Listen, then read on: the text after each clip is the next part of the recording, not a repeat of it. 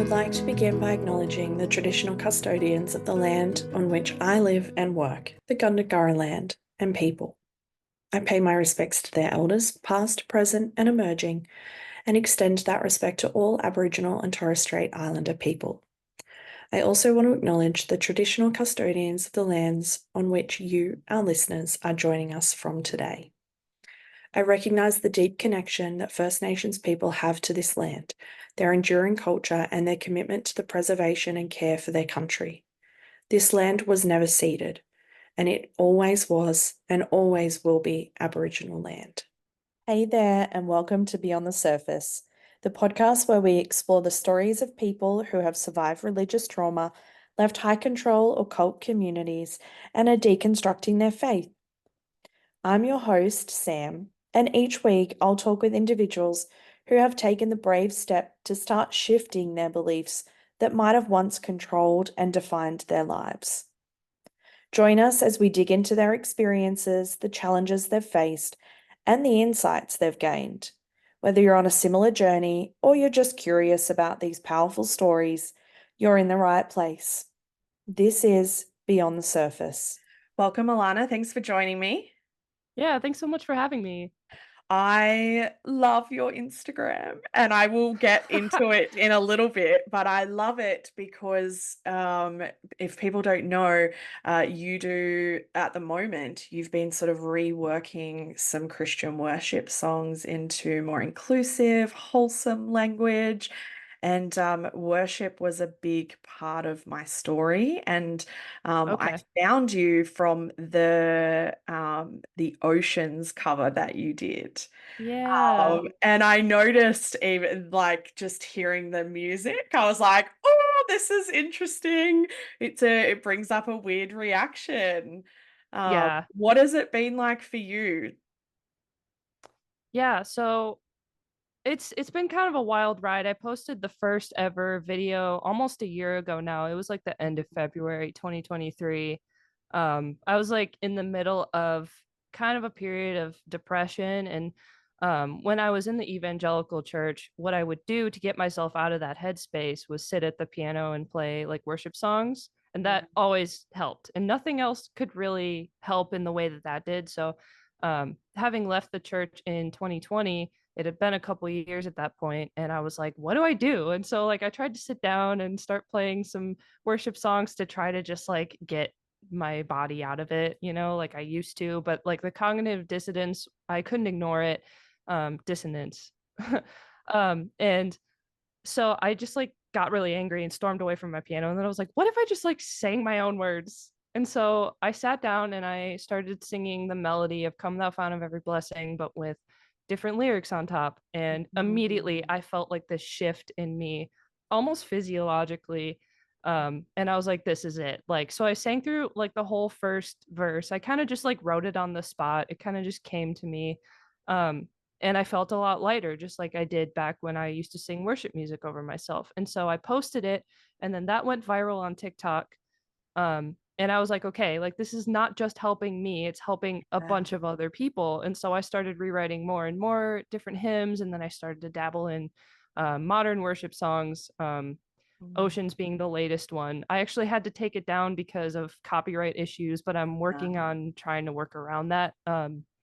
Especially for like my Patreon members. But Yeah. that's like a whole nother story. But yeah, so it's been a really, really cool little year-long journey so far. And I'm really, really thankful.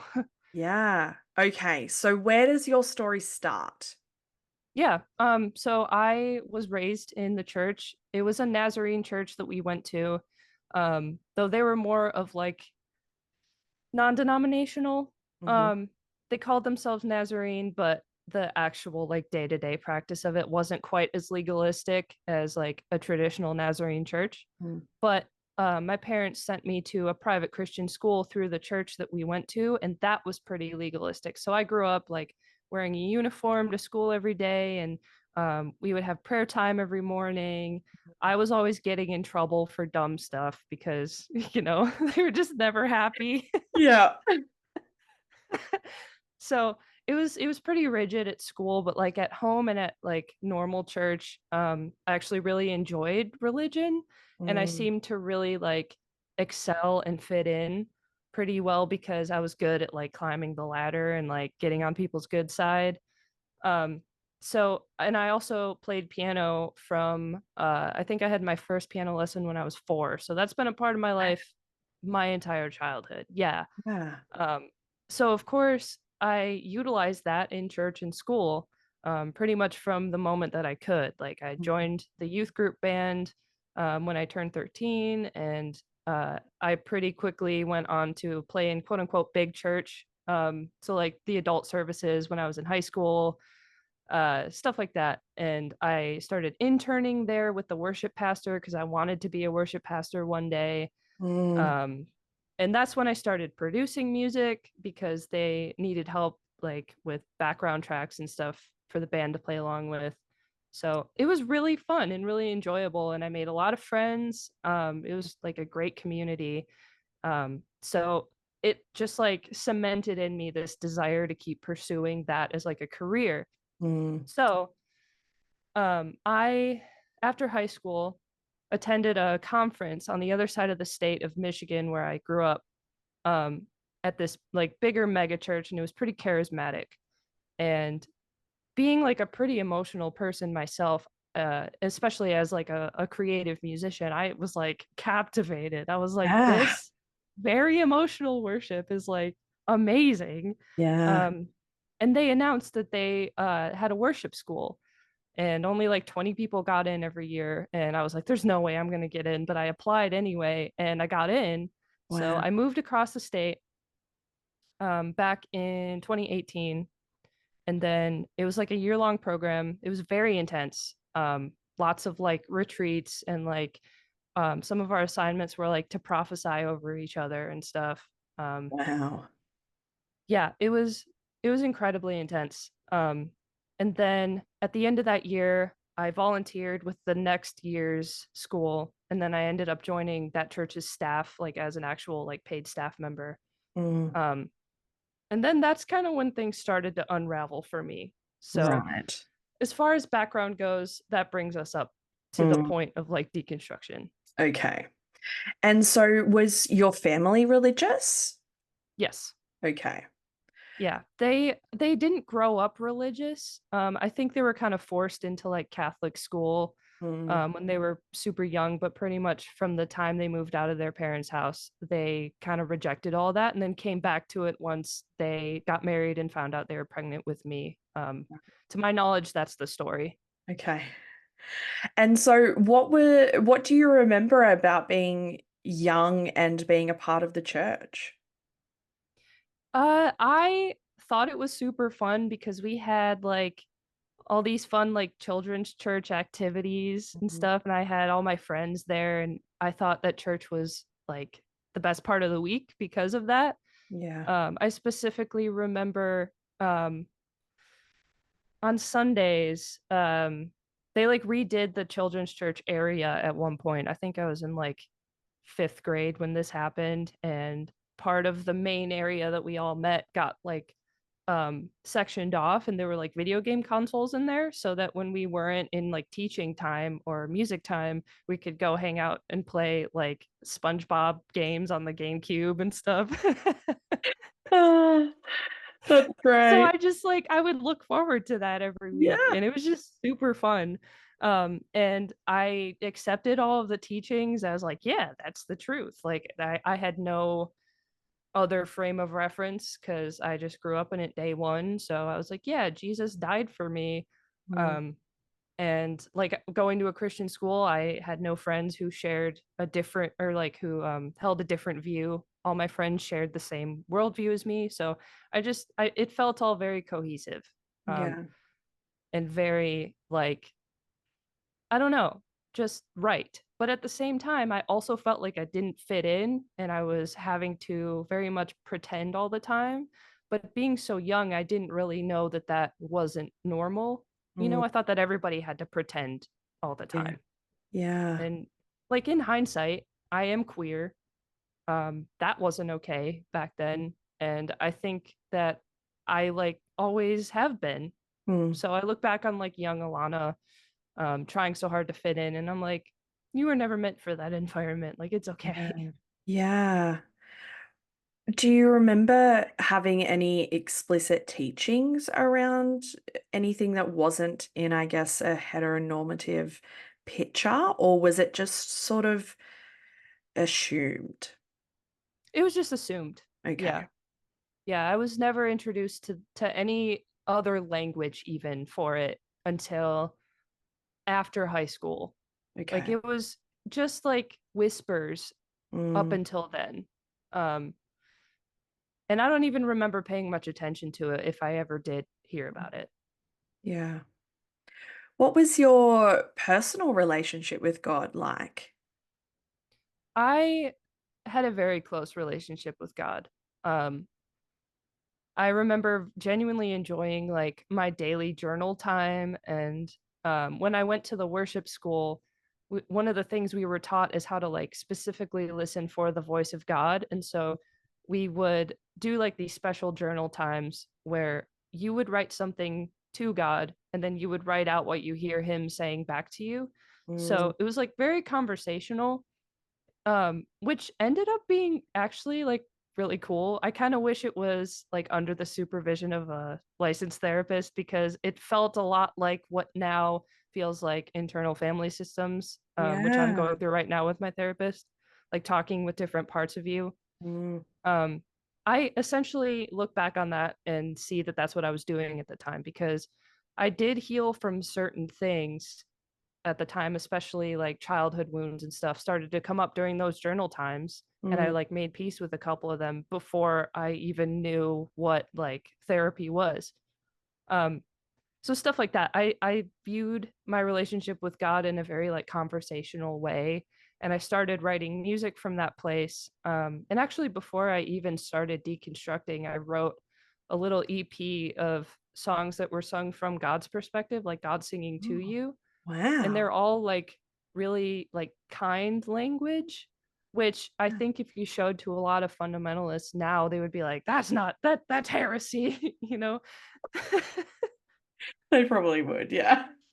Yeah, like I remember my dad being a little bit like um but Mm, yeah, so it was really kind of a sweet relationship, looking back on it. mm, um and that's been an interesting part of my deconstruction, is kind of making peace with that, like honoring myself back then. Like mm, I didn't know what I know now. I was doing the best I could with the knowledge I had and the upbringing that I had and the environment I was in. And yeah. so I never want to look back on past Alanah and be like, that's so dumb that you thought you were talking to God. Like, Mm, that's stupid, because like it was real to me then. And that means it was real to me. yeah. Yeah. So It's a really delicate balance, isn't it? yeah. Because I will look back on past versions of me and cringe and be mortified at, the rigidity and the black and whiteness and all of that. But the reality is that without her, I wouldn't be the me now. And Yeah. so she might have been a bit of a shit show, but she's who brought me here. And so it doesn't help anybody to start, sledging past versions of ourselves. Yeah. But it's tough. Yeah. Yeah. It is. Um, okay, tell me, I am dying to hear about worship school and how prophetic stuff was assessments and how that just Yeah. is baffling to me. So what was that year like? So gosh, it was my first time living outside of my parents' house. So I experienced like that independence for the first time, which was very fun. Mm, Um, I met some pretty cool people, got connected with some like quote unquote church famous people. So I felt like I was on top of the world. Um, it was it was more revealing very quickly than I ever thought it would be. Like I had to be very vulnerable very fast with people I didn't know very well, in a lot of different ways. Like our very first day of orientation, we like were sat down in a room and were basically explained like, hey, these are all your teachers, these are all the classes you're going to take, like a typical orientation. And then we went straight to like a night of worship service, and everyone was crowded around me in the front because all the students were supposed to be up in the front. Everybody was like shouting in tongues, which I had never heard before. Yeah. And the way that they did worship was they put a huge emphasis on spontaneous worship, which I had never done before either.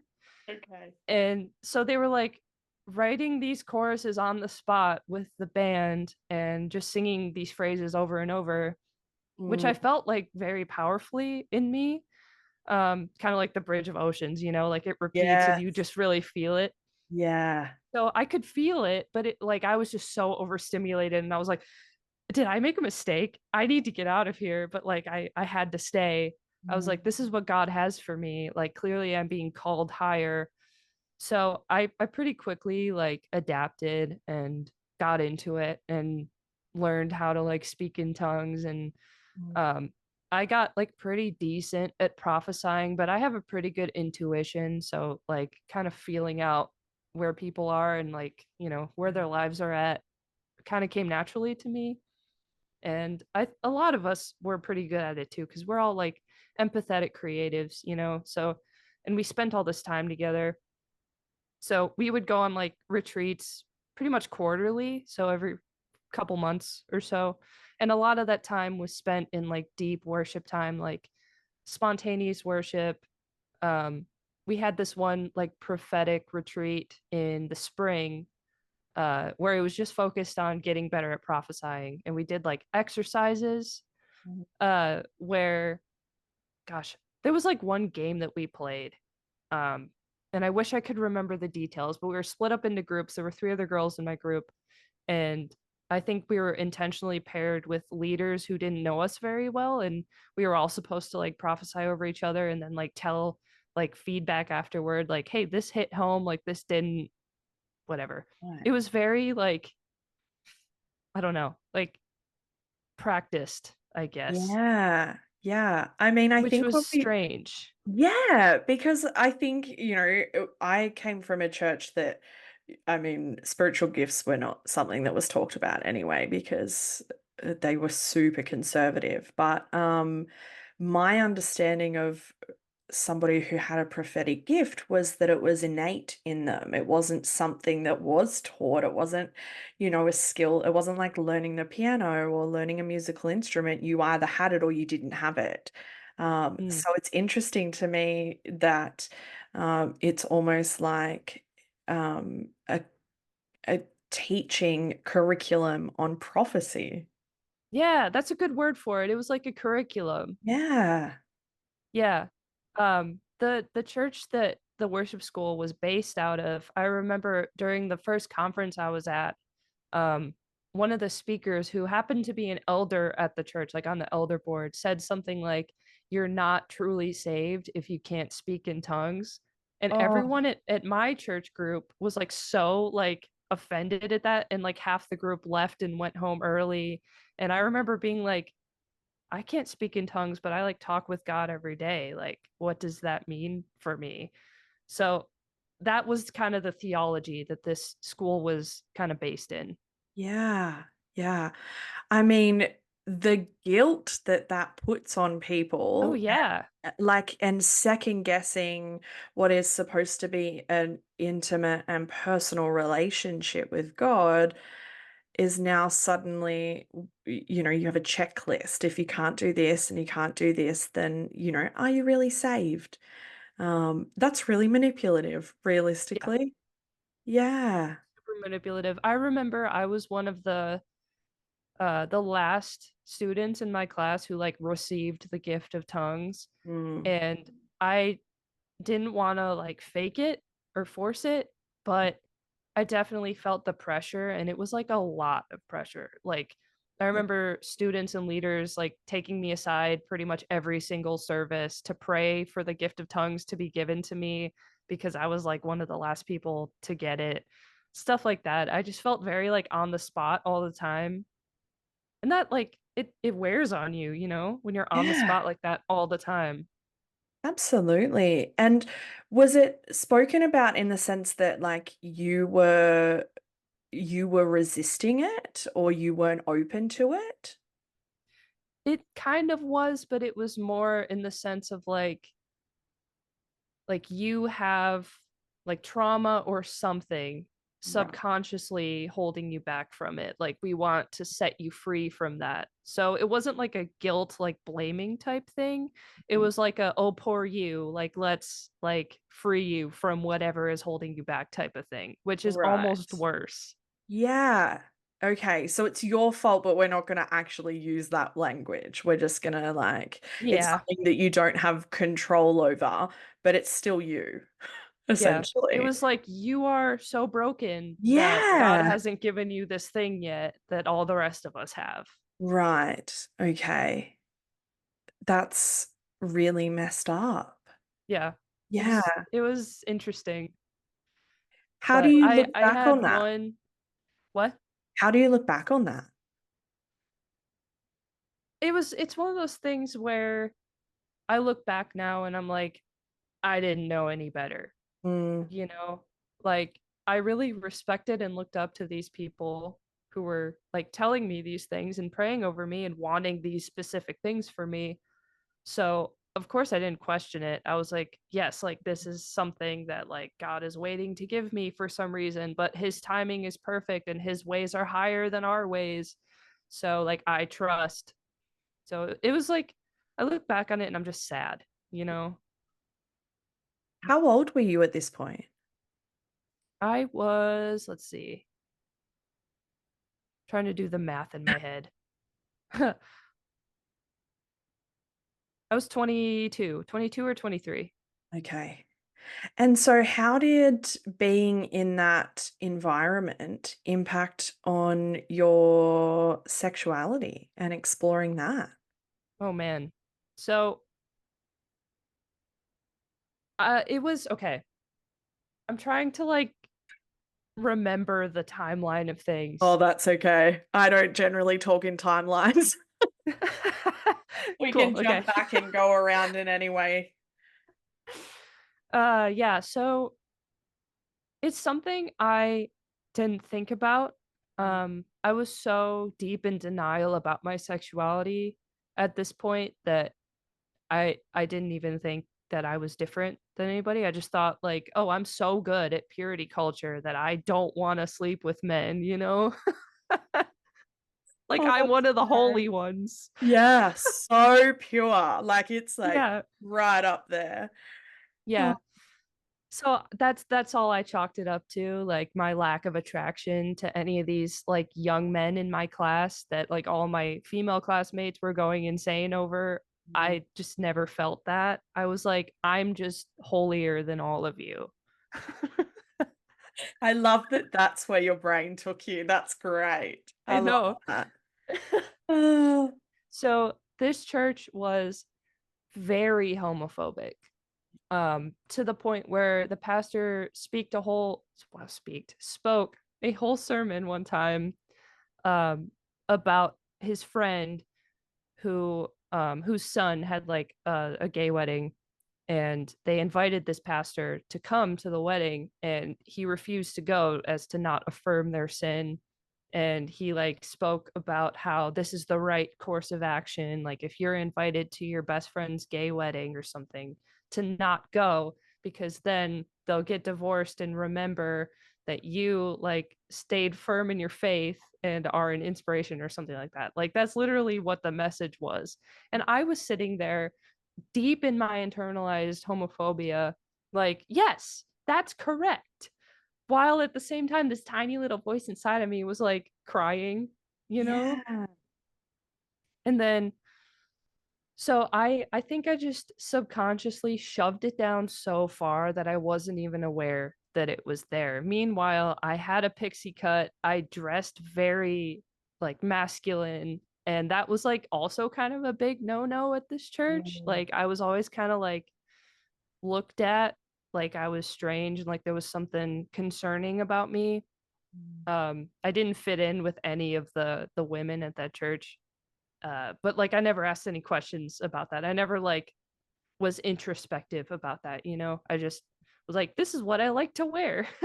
Yeah. So yeah, it wasn't until when shit really started hitting the fan in 2020 that I finally like acknowledged to myself that I was attracted to women. I still thought it was a sin at that time, and it Mm. wasn't until like a year after I left the church and moved away that I finally started asking myself like, is it a sin? Like, can I accept this in myself?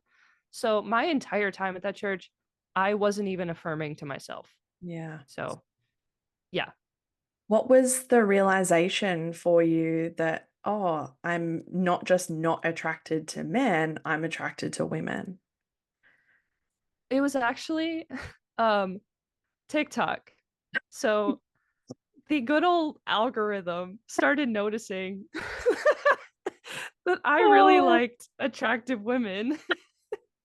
I'm laughing because I saw a meme that was like a pastor talking about the like social media being bad because all TikTok videos are showing you are like women in bikinis, and we're like, Yes. mate, it's an algorithm. If you Yeah. women in bikinis are coming up on your TikTok algorithm, we know why. Yep. I saw that meme the other day too. Ah, I was like, "Yup." so good. Okay, so it was TikTok that helped. Yeah, TikTok was kind of the first like nudge. I kept having to like delete the app because I felt tempted. And Yeah. that was when I was finally like, why do I feel these feelings of attraction in my body only Mm, when I see like these women, you know? And it was nothing crazy, just like lesbians existing on TikTok. And I was like, I can't like tempt myself anymore. I have to delete this app. And then like I would eventually be like, I miss like the funny cat videos, re-download it. And then I would get in this cycle. mm, And the more I was exposed, quote unquote, to this sin, again, quote unquote, yeah. the more I felt myself like resonating. And so I went back and forth with myself. It was like this little war I had for like a month in the beginning of the summer of 2020. Like, is this like my sin issue? Like, what do I do with this? Like, how do I free myself from this? And I kept going back and forth with God, and I was like begging him to take it away from me. I was like, I'm doing everything right. Like, why am I struggling so hard with this? So I finally confessed Mm. to my best friend who I lived with at the time, and she was like just really wonderful about it, really affirming, and she was like, "Yeah, I kind of had a feeling like it's fine." Ah, She was like, "I never wanted to press you about it. Like I didn't want you to tell me until you were ready. So like I'm glad you told me." mm, And then after I told her that, she was like, I feel like we should like get ahead of the backlash we're about to get if this gets out and like tell our mentor, which is like fair in the environment we were in, because she was also on the worship team and we played together all the time and we lived together and we were around the same age. So people would make up stories as they do.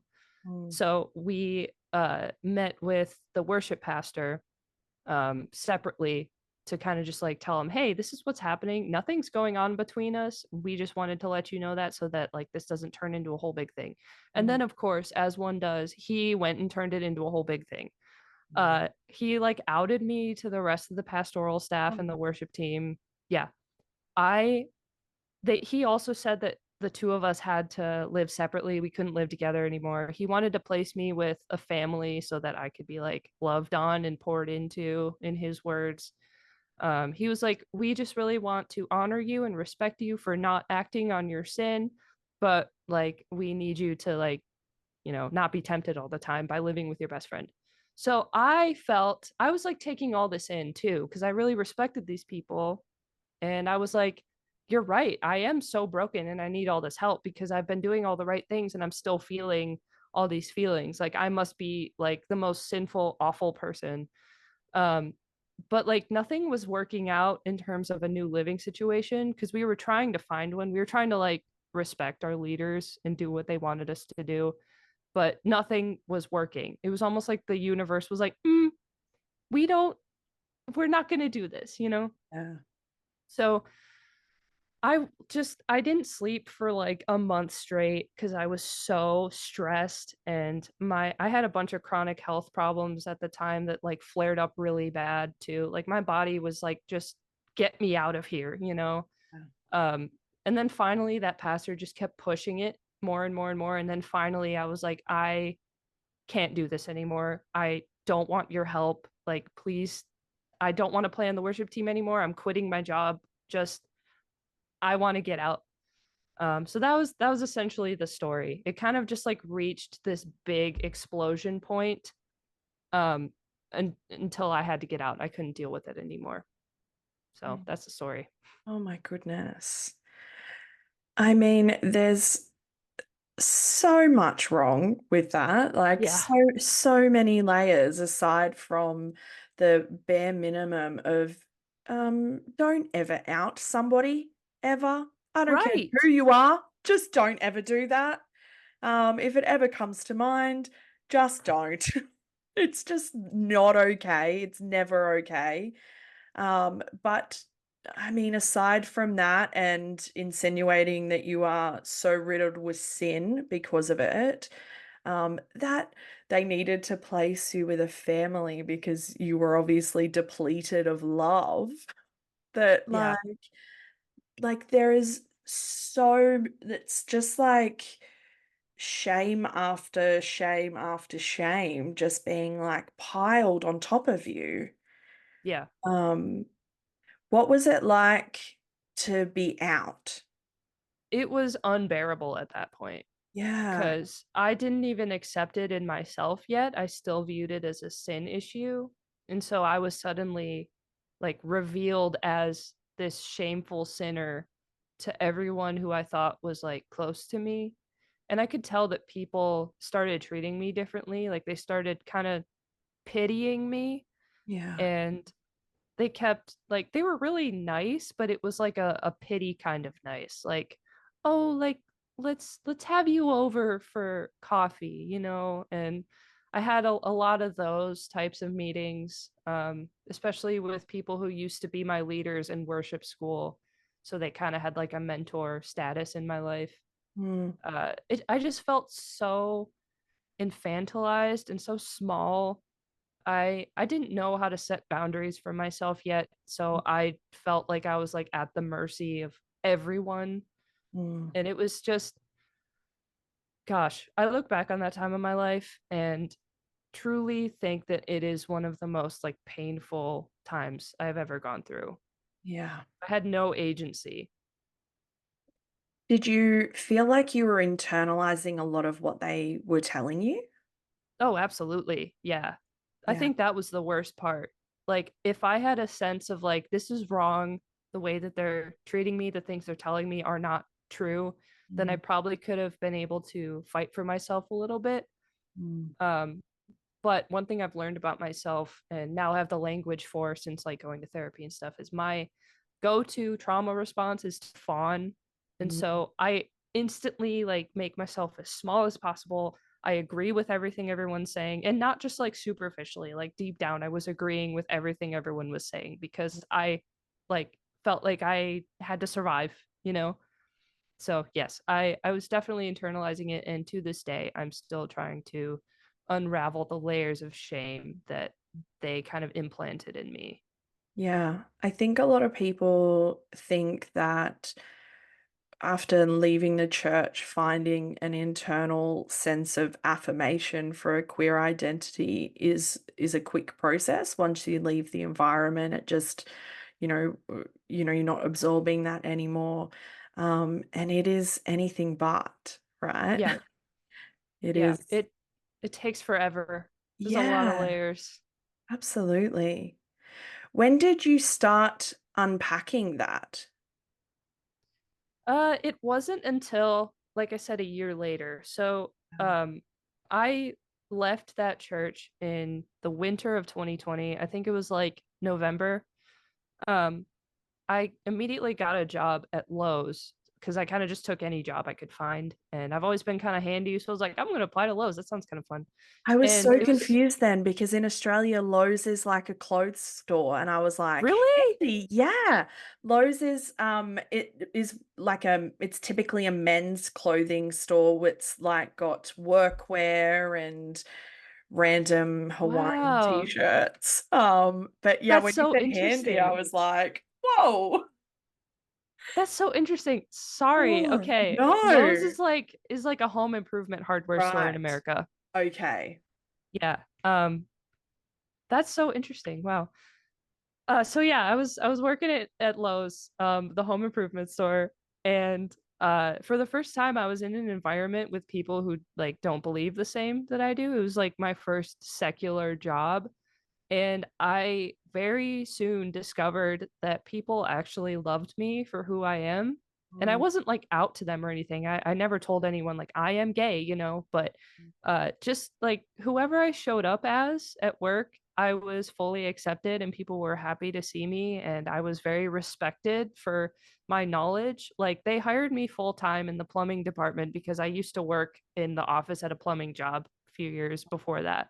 yeah. So it was like this random thing like, oh, we just have this opening in this department, and it's definitely a male dominated topic, Mm, but I it wasn't an issue for me. I was like very respected for the knowledge I brought to the table by all my coworkers, and whenever a customer gave me a hard time, a coworker would always step in for me and like have my back and stuff. It was just so incredible.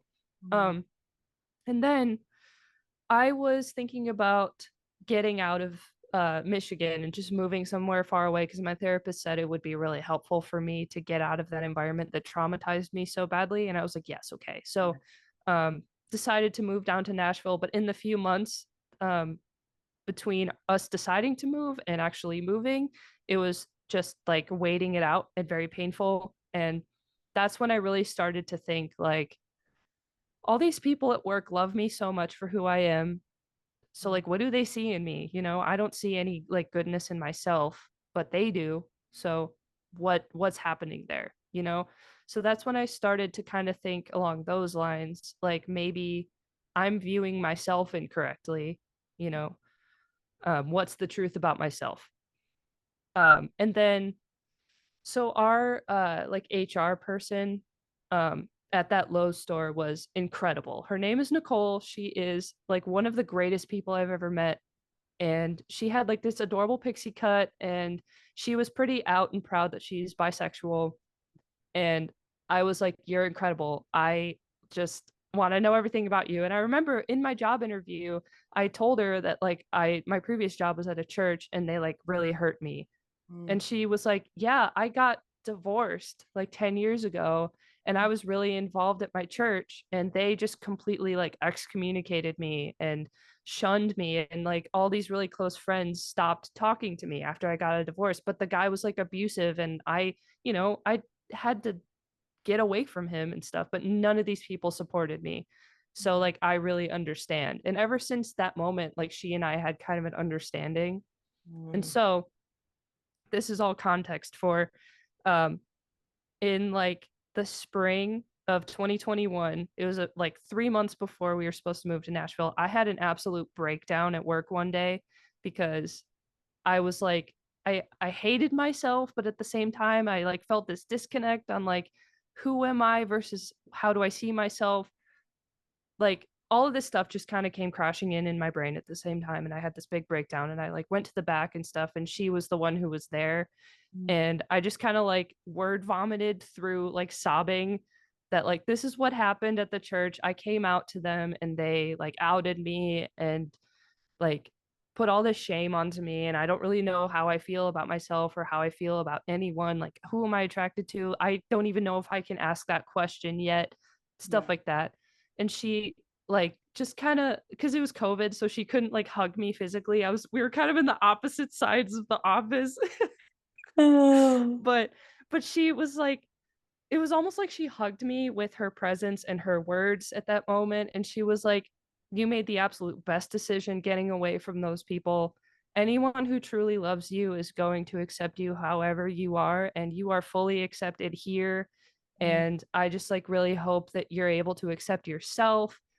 So it was like this wonderful moment. And I look back on that as a pretty pivotal moment in my view of myself and my sexuality.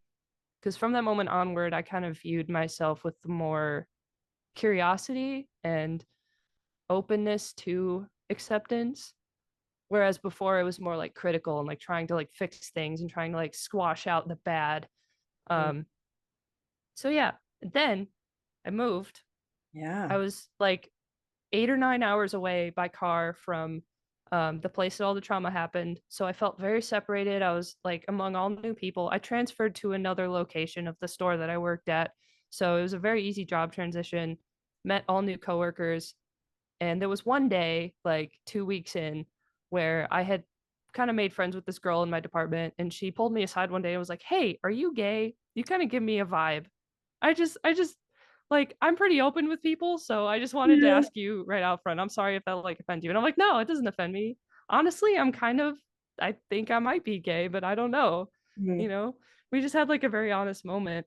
And from that moment onward, I kind of used my job as a way to like experiment with different identities, Mm. whether it was like different clothes or just the way I carried myself. Just like telling people like I'm gay or like I'm bi or something, like just trying on different labels. That was huge for me. It's just kind of like trying on different outfits per se to see how it felt. And Yeah. I finally became more comfortable with kind of viewing myself not as heterosexual. Mm. And I was also in a pretty open and accepting environment, which enabled me to feel safe doing that. Mm. So that was like pivotal for me. And then I ended up going on one date with one of my coworkers who was a girl in like 2022. And that was like, yes, okay, I feel attracted to women. Confirmation. Yes, exactly. So Okay, it so was kind of through this job. Yeah. what was it like trying on all of those labels? And what did you do about the label of Christian? Oh yeah, that's a great question. Trying on the different like sexuality labels was exciting, kind of like activating, but I took baby steps. Mm. So I tried not to like overwhelm myself with like rejecting all of who I was all at the same time. Yeah. So yeah, it was like exciting. And then I felt like I could finally be myself for the first time. Um, of course, in baby steps, like I said. But as far as the label of Christian, I held on to it for a little bit. Uh, and so I was also seeing a chiropractor, and I still actually see them, but they're super Christian and they play worship music in their um, practice and stuff all the time.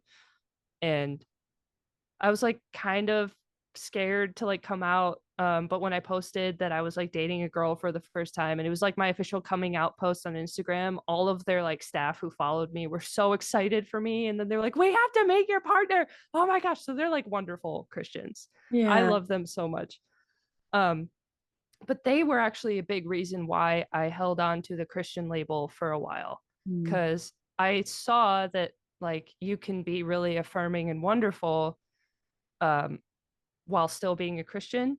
Mm. So I was like, I've only ever known this like belief system. So I find safety in it and whatever. I Yeah. took a small step back from it where I like still identified as it, but I got rid of all the practices for a little bit when I first moved here.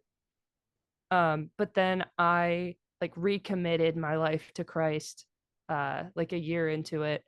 And then about a month after that, I like stepped back and I was like, why am I doing that? You know, like what's the real reason? Because it didn't feel genuine to me. As soon as I made that like recommitment, I immediately felt like faker, you Yeah. know, like a faker version of myself. And I was like, that's not the direction I want to go in anymore. I've been faking it for my entire life. Like, we're not going to do that again. And I asked myself, like, can I keep this label, this like religion, while being more authentic to myself? And at that point, like, the answer was no. Mm. So that was the moment that I like officially decided I wasn't going to identify as a Christian anymore. And it's not one of those things where I completely reject any of the Christian teachings and I'm like hard atheist because I'm not. I kind of believe in like a sense of connectedness, and sometimes I pray to the universe like when I'm especially when I'm really stressed out because it just like really helps me like gather my thoughts and calm down. Um I don't know. I just feel like there's something out there, but it's not something that can be defined with a label right now. And I think that's important in my deconstruction to kind of get like a more stepped back perspective, if Mm, that makes sense. yeah. I think the freedom to not know is one of the most pivotal parts of most people's deconstruction journey, because I think most people who are part of the church were taught, always have an answer for your faith, to be able to, spout your testimony at any second, because you never Yeah. know whether, you're the person to lead this person to Jesus or not. And so the freedom to not know and to just be curious and to just wonder is a new experience for a lot of people. Yeah. Um, how do you look back on and reflect on your deconstruction journey so far? Honestly, I feel like I've come such a long way, but at the same time I still have a lot of work to do, you Mm, know? Like I feel like for the first time, especially in the past few months, I have kind of a handle on like my body and my nervous system and just like it's taken me a long time to get back into my body in terms of like mindfulness and just being in touch of what I'm feeling, what I'm wanting. I used to dissociate really bad when I was a Christian and like for a couple years after because I just like my body didn't feel safe. And so I've just recently come to a point where I am not super anxious and trying to escape my body anymore. So yeah. that's been something I've been able to reflect on and be like, whoa, like I've really come so far. Mm, And so I'm very grateful for that. But at the same time, there's still so much that I want to learn and I want to dive into like different religions and see what other people believe and why they believe it. Um, Kind of like just keep diving into more history of the Christian religion mm, too, just to see like where it evolved and why it is the way that it is now. Stuff like that. Like there's a lot of intellectual work that I want to do. Um, and I feel like building back a relationship with my body and with trusting myself is something that might take the rest of my life, mm, honestly. yeah. So it's almost daunting when I look at it that way. But I just read Laura Anderson's book, When Religion Hurts You, Mm, and the way that she frames healing is like an ongoing process. It's never a finish line that you cross. Kind of like changed my perspective on that. So I'm more at peace about it now when I think about my deconstruction journey. mm, It's just kind of what I've been given in this life, and the fact that I'm able to like do work that helps others in such a lonely, difficult, like uprooting type of process just feels very like an honor to me. So I am very grateful that I have some sort of role in that, even if I'm myself am still kind of early on in the process. mm. I think it comes to David Hayward, the naked pastor, Mm, comes to mind yes. when he says that deconstruction is a way of life. He'll be deconstructing Yeah. until the day he dies, and I tend to agree. I don't think, which is why I sort of said, so far, because I don't think we ever stop deconstructing, because I think to stop deconstructing means that we minimize or shun that critical thinking part of our brain. Yeah. I agree with you. Yeah. And I also think that there's so much individual work to do. Yes, like that could take a lifetime, but there's all this like collective work that needs to be done. Yeah. And if you stop your individual deconstruction and that critical thinking shuts off, then like what are we as a society going to do? Like we'll get stagnant again, you know? Like I think it's so important that whatever your line of work is, like you as a therapist, podcaster, me as a musician, um, whatever our thing is, it's so important for us to put our work into the world, to share our stories and to tell other people deconstructing that you're not alone, to like share resources. Like it's kind of a baby science, you know, if you Yeah. want to call deconstructing a science, but like the study of religious trauma and all that stuff is pretty new. And I think it is so important to for all of us to do what we can to kind of get it out there and to further the the deconstructing collectively. It's a constant work. Yeah, absolutely. So, as of February 2023, how do you feel about your sexuality? Oh, I am out and proud lesbian. Woohoo! Yeah. I live with my partner now. She is in the next room. And I feel like my life is a dream right now, and I've been struggling with my mental health a bit the past few months. And so I've had times when it's been really hard to feel thankful or hopeful. And Mm, that's just like depression talking, mm, because I get these glimmers of like, wow, like my life is a dream. Like I have this adorable cat now that I've always wanted a cat of my own. And yeah. I have a partner who I'm attracted to and who I love. And I have a therapist who is helping me so much with basically everything that I'm going through and working through. And I don't know, I have these glimmers of hope now, even in the middle of depression, where I feel like I have a life that I enjoy living and that I'm kind of crafting for myself. And I'm not saying that like my sexuality is like the center pin in all of that. But once I accepted my sexuality, I was able to start trusting myself little by little. And that led to me making choices for myself in other areas of my life. And then, you know, trying to see what I wanted in a partner and starting to date here and there. And that required an element of trusting myself. And so it all just kind of fits together, and then here I am now, and I'm trusting myself more than ever. Sure, there's ups and downs in that. But I really credit that to me finally accepting myself for the very first time back in 2021 or whenever it was. Mm.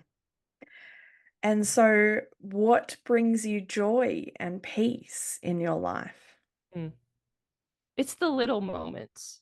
Yeah. Um, like a cup of coffee in the morning Mm, and like a good book, or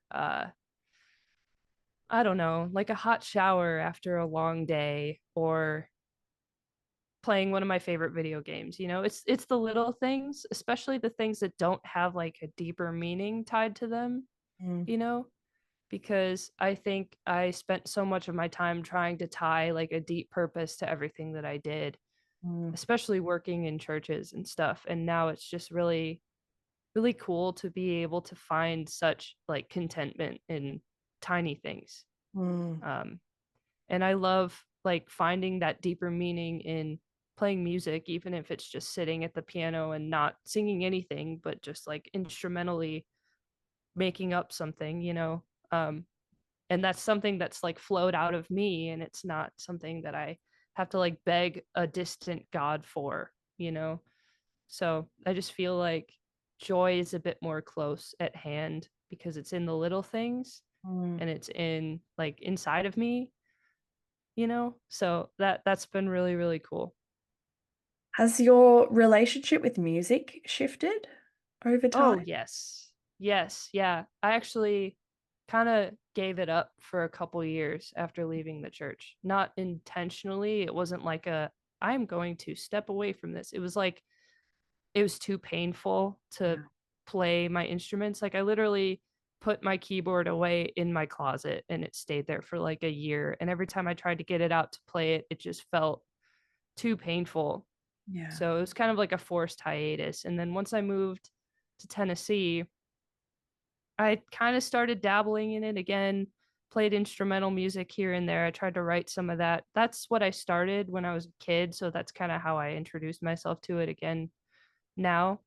And then I took another break year before last year for about 6 months. And then kind of my debut back into making music was the rewritten hymns. And Yeah. so rewriting the lyrics to some of my favorite songs has done a lot of healing work in me in terms of my relationship with music as well as my deconstruction. Mm, So that's been huge for me. And now I'm like starting to make original songs now too and actually really enjoy it. And so I would say that I'm fully back into music now and I'm fully enjoying it again. amazing. Yeah. I love when things come full circle. Yeah, me too. Okay, I have been finishing all of these episodes with what would you say to someone who is fresh in their deconstruction? I would say it's really, really hard at first, but it does get better. And Mm, it's so worth it because you find yourself. And there's like no greater gift than finding your truest self and like finding your inner child and loving it, you mm, know? And I don't know, that's been the greatest gift in my life is believing in myself truly for the first time and feeling like I have agency and personal power even just in little decisions that I make. So I would tell that person, like, you're going to find yourself eventually on this road, and it's going to be the greatest discovery you've ever made. mm. I love that. Thanks, Alana. Yeah. Thank you so much for taking the time to hear my story. Oh, I love it is, I say it all too often, but it is the privilege is not lost on me to hear people's stories firsthand and reading about them and listening to them is wonderful, but to hear them directly from the person themselves is always an incredible privilege for me. So thank you. Yeah. Thank you. Thanks for tuning in to this episode of Beyond the Surface. I hope you found today's conversation as insightful and inspiring as I did. If you enjoyed the episode, be sure to subscribe, leave a review, and share it with others who might benefit from these stories. Stay connected with us on social media for updates and more content. I love connecting with all of you. Remember, no matter where you are in your journey, you're not alone. Until next time, keep exploring, keep questioning, and keep moving forward. Take care.